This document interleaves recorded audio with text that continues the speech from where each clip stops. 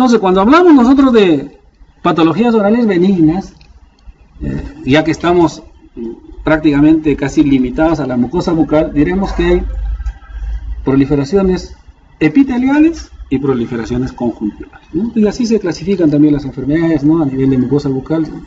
De tipo o de origen epitelial y de origen conjuntival, ¿ya? Vamos a hacer así eso. Entre las lesiones epiteliales benignas, ¿no? Empezaremos hablando del papiloma plano, que en realidad no solamente es papiloma plano en boca, ¿no? Porque en boca se dan 4 lesiones por infección del virus del papiloma, y la segunda llamada queratocantoma, ¿no? Que es más bien una reacción proliferativa, ¿no es cierto? No viral, no infecciosa, sino dependiente de otras características, ¿no? Entonces, cuando hablamos nosotros del papiloma, en realidad la infección por virus, mire, los virus del papiloma son más de 100 virus del papiloma. De ellos, en boca se presentan estos 4 tipos. No, claro, lo más frecuente es papiloma, la verruga, infrecuente el condiloma acuminado, porque el condiloma acuminado es más genital que bucal, ¿no? Entonces ya, claro, si se presenta en boca condiloma acuminado, y ustedes ya se están imaginando cómo llegó a boca, ¿no es cierto? Oro genital. Y la enfermedad de Hec o hiperplasia epitelial, que tiene también sus propias características, pero también es producido por un tipo de virus que es también poco frecuente. O sea, lo más frecuente son los 2 primeros, ¿no? ¿Qué características tiene? Ahí está. Papiloma plano, ¿no? Asociado a virus 6 y 11. A virus del papiloma 6 y 11. ¿No? Y mire, lesión que puede darse en cualquier parte de la mucosa bucal. Paladar, por ejemplo, ustedes están viendo en el paladar, relengua, en cualquier parte, en cualquier zona. Exofítica. Todas son exofíticas. Todas las lesiones son exofíticas. Pueden ser únicas o múltiples, es otra de las características. Y como es una hiperplasia epitelial, quiere decir que las capas epiteliales se engrosan, y entonces si se engrosa el estrato córneo, ¿qué característica presentará en algún momento? Leucoplásico, blanquecino. La verruga vulgar, asociado a virus del papiloma 2, 4 y 6, ¿no? Ahí está la verruga, tiene forma de un coliflor, ¿no? Puede ser única, puede ser múltiple, puede ser de base sésil o pedicular. ¿Qué quiere decir base sésil? ¿No? Base amplia, y pediculado con un tallito, ¿no? Un tallito, ¿no? Como ahí ustedes lo pueden observar, acá en la lengua es sésil y ella es pedicular. Igual, ¿no? Miren, hay queratosis, por eso se observa blanquecino. Verruga vulgar. Condiloma acuminado, miren, en lengua. Entonces, si esto se presenta en una persona, es casi seguro que esto es por transmisión orogenital. Igual, asociado a virus 6 y 11, y de igual manera, ¿no? Lesión exofítica, proliferativa, ¿no es cierto? Queratósica, etc. Y la enfermedad de Hec o hiperplasia epitelial focal asociada a virus del papiloma 13 y 32. Y miren, ustedes observan en labio y en lengua, generalmente en labio y lengua, las proliferaciones son pequeñas, ¿no es cierto? Pequeñas, y que muchas veces estas proliferaciones pequeñas pueden confluir unas con otras y formar placas grandes, ¿no? Esa es la característica de la hiperplasia epitelial focal o enfermedad de Hec. Placas pequeñas, ¿no es cierto?, que van confluyendo unas con otras, ¿no? Y ven en el labio, ¿no?, más evidente. Todas son exofíticas de igual manera. Desde el punto de vista histológico, ¿no?, desde el punto de vista histológico, todos tienen la misma característica. Por eso que la biopsia, por ejemplo, lo que nos va a permitir es solamente hacer el diagnóstico de si es una infección por virus del papiloma, ¿no es cierto? Pero ¿qué tipo de virus del papiloma? Eso ya pues, será un examen de tipo inmunológico, etcétera, no de repente una PCR, qué sé yo, ¿no? Para determinar el tipo de virus. Pero esto es lo que se presenta. Ahora, quiero hacerles un hincapié aquí. Y no se olviden esto. Dentro de los virus del papiloma, la infección por virus del papiloma se conoce también como enfermedades transformadoras. ¿Qué quiere decir esto? La infección por virus del papiloma está asociado a cáncer oral y a cáncer cervical. A carcinoma de piel, que es el cáncer más común. Pero sobre todo, ¿qué tipo de virus? No se olviden. Los virus de más alto riesgo de transformación neoplásica maligna, el virus del papiloma, son el 16 y el 18. ¿Ya? Virus del papiloma 16 y 18, virus de alto riesgo de transformación maligna. La otra lesión hiperplásica, ¿no es cierto?, es el famoso queratocantoma, ¿no? El queratocantoma se da, como ustedes observan en el labio, ¿no? En el labio, fundamentalmente en el labio. Rarísimo, en realidad, no hay casos reportados que se den en mucosa bucal, en labio. Generalmente es cutáneo. Generalmente. ¿Está asociado a qué? A glándulas sebáceas ectópicas. ¿Y saben a qué? A exposición solar. Pacientes que, por ejemplo, son marineros, agricultores, ¿no? O, qué sé yo, que están continuamente expuestos al sol y asociados a glándulas sebáceas ectópicas. Ustedes saben que en mucosa no debe haber. ¿Dónde hay glándulas sebáceas? Donde hay pelos. Nada más. Ustedes saben, en el labio no hay glándulas sebáceas, pero sí puede haber ectópica, ¿no es cierto? Claro, de localización inusual. Ahí es donde se genera. ¿Y qué cosa hay? Ustedes observan ahí esa lesión, ¿no? En el labio, es dura, porque en queratocantoma hay una superficie, miren, crateriforme, y la queratina es abundante, dura. Ustedes hacen percusión ahí, percusión, y suena, como si fuese la uña. Esa es la característica, ¿no? ¿Qué? ¿Perdón? Pareciera que tuviese una costra, es la capa de queratina. Muchas veces es descamativa. Esa se descama. Se va descamando, va saliendo. ¿Qué cosa va saliendo? La queratina. Así como hay recambio de uñas, ¿no sé? La uña, igual va saliendo la queratina. Dentro de las lesiones benignas en mucosa bucal también tenemos las lesiones pigmentarias, ¿no? Las manchas melánicas, la melanosis del fumador y los nevos, ¿no? Vamos a describir. La mancha melánica, ¿no? Son pequeñas áreas fisiológicas o reactivas, solitarias. Pueden ser una, dos, generalmente es una, ¿no? Son planas, o sea, no hay solevantamiento, simplemente hay mantención de la superficie, planas, de color marrón o negruzco, porque eso va a depender de qué, va a depender del tipo de melanina, va a depender del tipo de melanina, ¿no? ¿Y por qué se da esto? Es un aumento en la producción de la melanina. Aquí no hay proliferación de melanocitos. Esa es la característica de la mancha melánica. En la mancha melánica la cantidad de melanocitos es normal. ¿Qué cosa es lo que está alterado? La producción de melanina. ¿Ya? Que es muy diferente. Ahora vamos a ver a otras lesiones, por ejemplo el nevo, donde hay proliferación de melanocitos, ¿no? Claro, acá no. Y miren, hay mancha melánica labial y mancha melánica intraoral. Normalmente la mancha melánica labial mide hasta 5 milímetros y la mancha intraoral mide hasta 1 centímetro, ¿no? Esa es otra de las, digamos, de las variantes que podemos nosotros observar, ¿ya? Y ahí está, hay diferentes casos, ustedes pueden observar ahí, miren, en el labio, a nivel de reborde alveolar desdentado, en la encía, ¿no? En la parte inferior. Sí, esta se considera como está dentro de la lesión. Miren,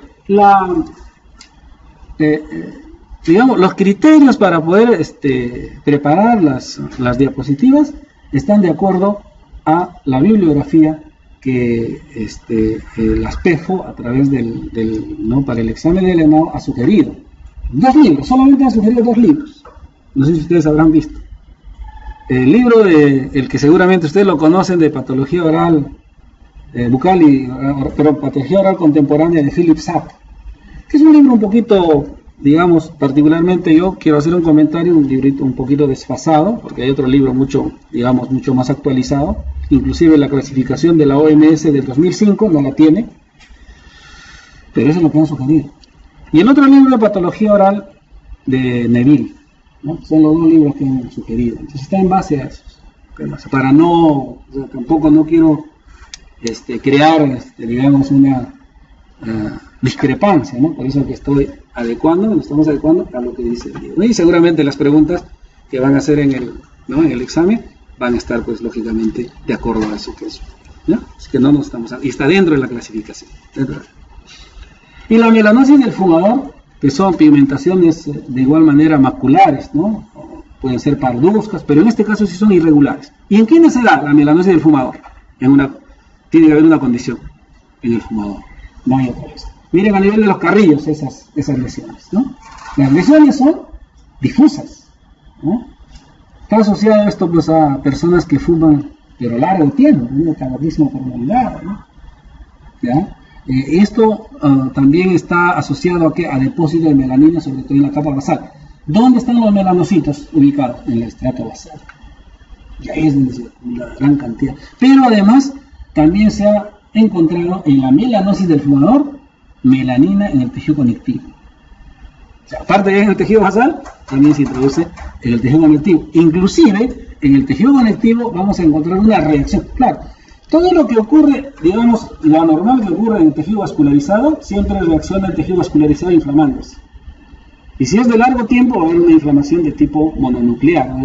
Células, linfocitos, histiocitos, células plasmáticas, ¿no? O sea, histiocitos hablo de macrófagos. Entonces, ¿qué hacen los macrófagos con las sustancias anormales? Las van fagocitando y las van acumulando dentro del citoplasma. Eso es lo que nosotros vamos a observar. O sea, en el tejido conectivo observamos melanina, que puede estar dispersa, pero melanina fagocitada por los histiocitos. Y en el estrato basal del epitelio, gran cantidad de melanina, pero no de melanocitos, y que van a dar esas imágenes, ¿no?, signológicas, que son manchas maculares, pero con bordes difusos, ¿ya? Sobre todo en carrillos, ¿no? Pero en realidad es en toda la cavidad bucal, pero sobre todo en carrillos. Y los nevos, conocidos como lunares, ¿no? El nevo es el lunar, y todos tenemos, porque los nevos mayormente son cutáneos, ¿no? Pero también existen, pues, en mucosas, ¿no? En todas las mucosas, ¿no? Nasal, ocular, anal, vaginal, bucal, en todas las mucosas existen nevos. Y los nevos usualmente pueden ser adquiridos u otros son congénitos. O sea, a veces nosotros nacemos con los lunares o aparecen lunares en la vida y desaparecen y así, ¿no? Esa es la característica de los nevos, ¿no? Proliferaciones benignas, ¿no? En boca mayormente se presenta en paladar. Se puede presentar en cualquier parte, pero normalmente en paladar. Entonces, cuando hay una lesión pigmentaria tipo névica en el paladar, hay que tener ahí bastante cuidado, porque también esto está asociado a un cáncer que es el melanocarcinoma, ¿no? Que cuando es en paladar es un poquito, digamos, malo para el paciente, ¿no? De distinto tamaño. Hay una clasificación, pero esta clasificación es una clasificación de acuerdo a, digamos, la localización de las células de los melanocitos, ¿no? O sea, hay un nevo intraepitelial cuando las células névicas están en el epitelio, y una variante es el llamado nevo de unión, cuando está en el estrato basal, solo estrato basal. Hay nevo intramucoso cuando está en el tejido conectivo, y nevo submucoso cuando está debajo de la mucosa, llamado también nevo azul. Así también se le denomina. El nevo azul es submucoso. La característica diferencial entre el nevo azul y los otros nevos es de que las células névicas, que son los melanocitos, en el nevo azul son planos y los otros son de diferente forma. El nevo azul son planos, no se olviden, ¿no? Son planos y están en el estrato profundo, ¿no? Están en el estrato, son fusiformes, ¿no? Planos. Están siempre agrupados, ¿no? En grupos llamados nidos o tecas, ¿okay? Y ahí está, ¿no? Ahí está. Pueden ver, el lado izquierdo es un nevo azul, el lado izquierdo, el de dentro. Ahí está a nivel de paladar, ¿no? Nevo azul, ¿no? Este es un lunar un poco difuso, sospechoso, ya inclusive, ¿no? En realidad, digamos, para determinar si es un lunar, si es un nevo o un melanocarcinoma, en realidad hay cierta manifestación clínica que tenemos que valorar, pero el diagnóstico definitivo lo va a dar la biopsia, ¿no? La biopsia lo va a dar el diagnóstico. Hay un examen que se llama el ABCD. Ahora, cuando hagamos cáncer, ahí les voy a decir cómo es el examen ABCD para diferenciar una lesión pigmentaria benigna y una lesión pigmentaria maligna. Pasamos a lesiones de tejido conjuntivo, ¿no?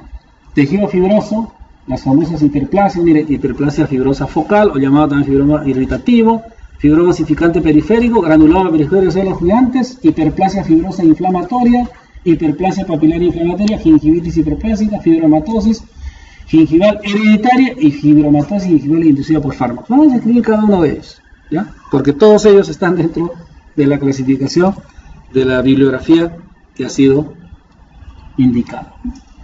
Ahí está la hiperplasia fibrosa focal, llamado también fibroma irritativo o fibroma traumático. Entonces, yo pregunto, ¿cuál será la causa de este? Bueno, cuando hablamos de hiperplasia fibrosa, estamos hablando ya de hiperplasias conjuntivales, ¿no? Ya no de epiteliales.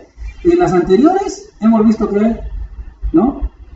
aumento de células epiteliales. Acá no, acá va a haber aumento de tejido conectivo, sobre todo tejido fibroso. Habrá proliferación de fibroblastos y fibras colágenas. Eso es lo que va a caracterizar. Entonces, esta respuesta de formación de fibras colágenas es de acuerdo a qué? De acuerdo a una causa, a irritación. Entonces, ¿qué zonas serán? Las zonas que están expuestas a irritación, a trauma. Hay unas alteraciones que se llaman, seguramente ustedes han escuchado el moriscatio labiorum, moriscatio linguorum, moriscatio buccal, o sea, mordedura de la... Entonces hay personas que están... Entonces esas zonas pueden responder con fibroma por irritación. Es el fibroma por irritación. O sea, la terminología moderna de este fibroma, porque en realidad no es una neoplasia, es una reacción. Se llama pseudofibroma irritativo, porque no es una verdadera neoplasia, no es una proliferación per se, sino simplemente es una reacción frente a un trauma, ¿no? Entonces, tú le quitas el trauma, retiras esto y listo, ¿no? Se arregla. Esa es la característica. Más se da en adultos, en encías, labios, carrillos y lengua, o sea, en zonas expuestas al trauma, siempre exofítica, lisa y de color normal, ¿no? Esa es la característica. ¿Y dónde estarán ubicadas? ¿No? En el labio, por ejemplo, en carrillos, ¿no? Muchas veces la línea alba, en algunos pacientes, en los cachetoncitos, se muerde y crece después, ¿no? Un fibroma por irritación. Esas son las zonas de Pavlov. Fibroma osificante periférico, ¿no? Que es otra lesión proliferativa, ¿no? Fibrosa, reactiva, ¿no? Y normalmente aquí sí hay una diferencia, ¿no? Siempre esta se inicia a nivel interdental, en las papilas interdentales. Y una característica de esta es de que se inician papilas interdentales, hay proliferación de tejido fibroso, pero hay formación de hueso y cemento. Entonces, usualmente al fibroma osificante periférico se le conoce también como fibroma cemento osificante periférico. Cuando una lesión es periférica, para que ustedes puedan discriminar, porque hay lesiones centrales, hay fibroma osificante central. Una lesión periférica es cuando afecta mucosa bucal o tejido blanco. En cambio, cuando afecta hueso se llama central. ¿Eh? Es dura y fija. ¿Y por qué será dura? Porque hay tejido fibroso y sustancia calcificada, o sea, hueso y cemento. Más en mujeres, entre la tercera y cuarta década, es raro observar en ancianos y en niños. Y si nosotros tomamos una radiografía, claro, la radiografía dependiendo del tiempo de evolución, porque los fibromas osificantes al principio son solo tejido fibroso. Si toma una radiografía al inicio, no va a haber nada, ¿no? Pero cuando ya maduró, cuando ya es de larga data ese fibroma osificante, sí vamos a observar imagen mixta, ¿no? Un fondo radiolúcido y ciertas radioopacidades que corresponderán al cemento y al hueso, ¿no? Y ahí está, miren, en la zona posterior del maxilar, y miren la histopatología, ¿no? La histopatología característica, donde podemos observar nosotros el epitelio y el tejido conectivo junto a esas zonas rojizas que viene a ser el cemento y hueso, ¿no? Ese es el famoso fibroma osificante periférico. Y el granuloma periférico de células gigantes, ¿no? ¿Qué quiere decir granuloma periférico? Igual, es una hiperplasia conjuntival, es una hiperplasia, ¿no? Hay tejido fibroso, hay vasos sanguíneos, o sea, células endoteliales, pero ¿qué cosa es lo que caracteriza? La presencia de células gigantes. La presencia de células gigantes. Y miren la lesión, ¿no? Esa lesión normalmente tiene un color, ¿no? Es un poquito más oscuro. Esa es una característica clínica importantísima. Color un poquito más oscuro. ¿Cuál es su causa? Desconocido. La idiopática. Bueno, no hay que confundirnos con el granuloma reparativo, porque los granulomas reparativos sí tienen causa, ¿no? Uno deja un hilo, ¿no? Uno deja una pequeña gasa, etcétera, ¿no? Se produce un granuloma reparativo. Acá no, esto es idiopático, ¿no? Normalmente se presentan en áreas edéntulas cercanas a las crestas alveolares. Movilidad y desplazamiento del diente. ¿Por qué? Como hay células gigantes, las células gigantes tienen acción osteoclástica. La absorbe el hueso. O sea, dentro de esa lesión, mire, esa premolar que está rodeando, está siendo rodeada, esa premolar ya no tiene casi hueso, lógicamente. Entonces, el tratamiento va a consistir en la extirpación de esa lesión junto con el diente. ¿Sí? Bueno, esto es bastante conocido, seguramente ustedes han observado, el famoso llamado, antes se llamaba épulis fisurado, ¿no? Épulis fisurado, la hiperplasia fibrosa inflamatoria.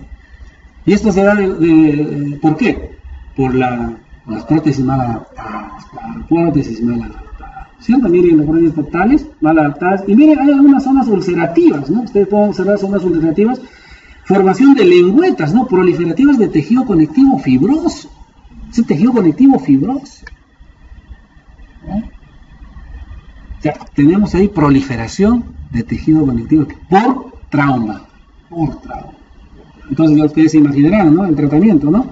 Bueno, esa prótesis hay que cambiarla, ¿cierto? Y retirar todas esas lesiones, ¿no? Seguramente en esas zonas hay que hacer alivios, etcétera, ¿no? Aliviarlo.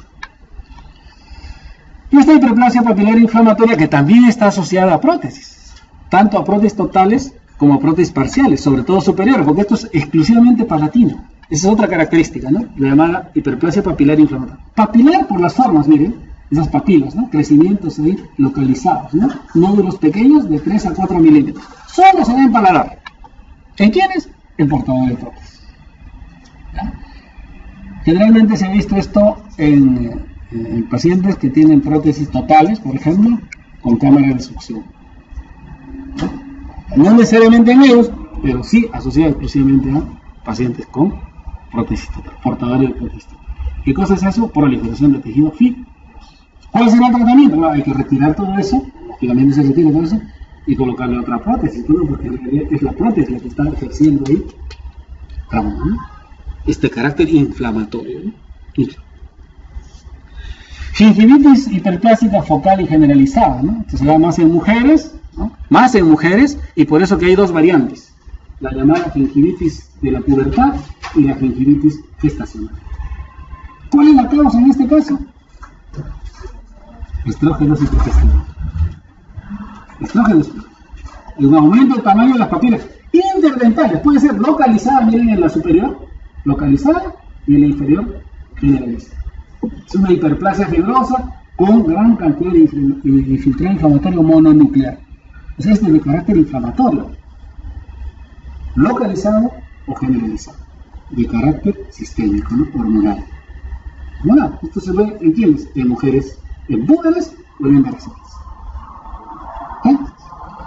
¿Y cuál es el infiltrado mononuclear? Habíamos dicho linfocitos, monocitos, células plasmáticas, ¿no? Que es muy diferente al infiltrado de polimorfos nucleares. O sea, esta enfermedad, pregunto yo, ¿será aguda o crónica?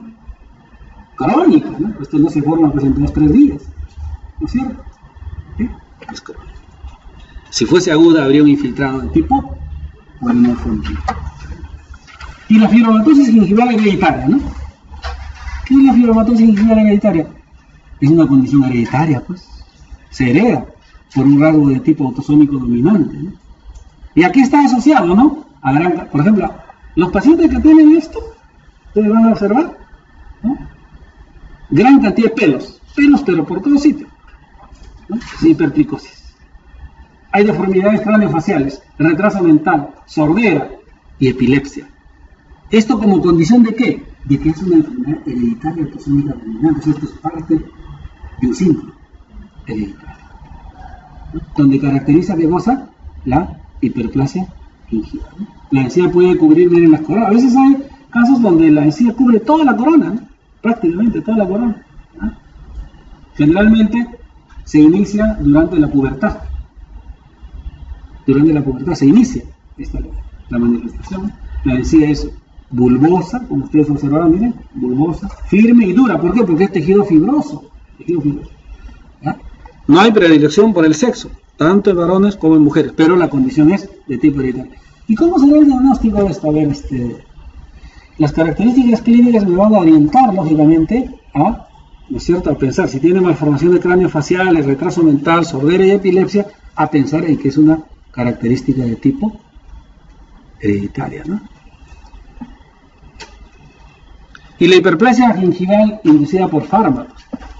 Hay 3 fármacos que inducen a esto. Y miren la diferencia entre lo que es esto que es generalizado y esto, miren, que también es generalizado. ¿Hay alguna diferencia clínicamente? Sí, ¿no? Ya, uno con otro. Y ven ustedes en las proliferaciones, las proliferaciones tienen el mismo tamaño, la misma forma. No, acá son diferentes, ¿no? Difuso, miren, difuso. Esa es una característica importante. Aumento generalizado del componente fibroso, ¿no? ¿Por uso de qué? Del anticonvulsivante fenitoína, ¿no? Del inmunodepresor ciclosporina, por ejemplo, que se utiliza bastante en quienes, en los trasplantes de órganos, ¿no? Y el nifedipino para controlar la presión, pero de uso prolongado, ¿no? No vayan a pensar que una semana, por lo menos en un año, por lo menos, ¿no? Crecimientos difusos y firmes, ¿ves? Esa es la característica. Crecimiento de la encía difusa, formación de pseudobolsillos se evidencia después de un año de uso fármacos. Tejido fibroso denso, fibras colágenas gruesas, ¿no? Ahora, el infiltrado inflamatorio variable aquí, ¿qué significa que sea variable? Claro, puede ser mononuclear, o puede ser polimorfo nuclear, o puede ser mixto. Puede ser mixto, ¿no? Pero, ¿qué cosa es lo que me va a llevar a diagnosticar esto? Que sea por uso de fármacos. Lógicamente, en mi interrogatorio, pero también personal, ¿qué cosa pongo, ¿cierto? Las hiperplasias en tejido nervioso, ¿no? Tenemos el neuroma traumático y luego las neoplasias, ¿no? Vamos a solamente describir 3. El neuroma traumático de amputación, ¿no? Es una lesión bastante frecuente. Nosotros normalmente, cuando colocamos las anestesias, la aguja, por ejemplo, laceramos el nervio, ¿no? Se produce pues la amputación del nervio, ¿no? Y se produce una reacción proliferativa. Y es dolorosa, ¿no? Hay una proliferación de ¿quién? De células de Schwann, que tratan de un poco cicatrizar, digámoslo, o digamos proliferar para poder cerrar ese desgarro, ¿no? Ahora, dependiendo de, digamos, en el caso del neuroma traumático, neuroma por amputación, una de las características iniciales, es la parestesia, ¿no? La parestesia, porque normalmente lo que incidimos en boca es nervios de tipo sensitivo. Pero esta lesión es una lesión que luego, una vez que se forma, es dolorosa, sumamente dolorosa. Miren ahí la lengua, en el dorso de la lengua ustedes pueden observar, pero más se produce a nivel del nervio mentoniano, a nivel del agujero mentoniano. Cuando nosotros colocamos ahí la anestesia, ¿no es cierto? Podemos lacerar, desgarrar, y a veces la rebarba, ¿no? de la aguja puede desgarrar el nervio, ¿no? Por laceración o por trauma. Esta sí es una verdadera neoplasia benigna, llamado neurilemoma o schwannoma. Es una proliferación de células de Schwann. No se olviden que las neoplasias son multifactoriales. No hay una causa específica de la neoplasia, ¿no? Cuando hablamos de neoplasia, las neoplasias son multifactoriales. Por ejemplo, más se presenta en lengua, es un nódulo liso, firme y móvil. Miren, ahí está en lengua, pero también en el paciente superior, ustedes pueden observar a nivel de los carrillos, ¿no? Y que inclusive tiene manifestación extraoral, ¿no? De grande, ¿no? ¿Sí? ¿Y de qué está formado? De proliferación de células de Schwann. ¿Ya? La proliferación de células de Schwann da 2 características de los neurilemomas. El llamado neurilemoma tipo Anthony A, el superior, donde ustedes ven las células de Schwann empalizadas y paralelas. Y el tipo Anthony B, como sea, desorganizadas. Es una característica de esta neoplasia. Neurilemoma o schwannoma, ¿no? Es una neoplasia de células de Schwann, a nivel periférico, lógicamente, ¿no? Estamos hablando de... Los neurofibromas, que son proliferaciones de fibroblastos, ¿no? Perineurales, en boca generalmente son solitarios, sobre todo ahí en lengua, ustedes ven, pero se puede dar en cualquier parte de la mucosa bucal, se diagnostica en adultos, no hay predilección por el sexo, son duros o blandos. Eso depende. Ahora, ¿de qué depende si son duros o blandos? Del tiempo. Porque como es neurofibroma, quiere decir que hay proliferación de fibroblastos a nivel perineural. Entonces los fibroblastos al inicio producen colágeno, ¿no es cierto? Y este colágeno poco a poco se va endureciendo. O sea, al inicio son blandos y luego se hacen duros, ¿no? Difusos, móviles, ¿no? Ese es el neurofibroma único. Pero hay una enfermedad en la que se presentan neurofibromas múltiples. Y además esta presentación de neurofibromas múltiples no solamente se da en boca, sino también en toda la piel. Y además hay manchas, sobre todo en extremidades, unas manchas cafezosas, ¿no? Café con leche. Esa enfermedad se llama enfermedad de von Recklinghausen, o neurofibromatosis múltiple. ¿No? O a la neurofibromatosis única también se le llama neurofibromatosis, enfermedad de no von Recklinghausen.